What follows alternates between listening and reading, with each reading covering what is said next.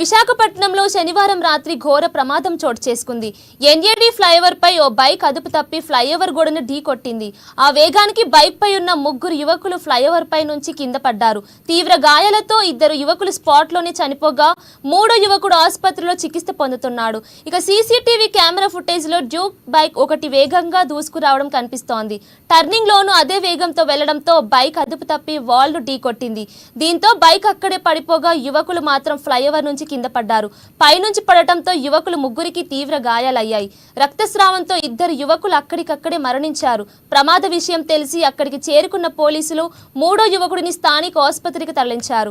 CCTV footage బయటకు రావడంతో social మీడియాలో వైరల్ గా మారింది. ఈ ప్రమాదానికి సంబంధించి పూర్తి వివరాలు తెలియాల్సి ఉందని పోలీసులు తెలిపారు.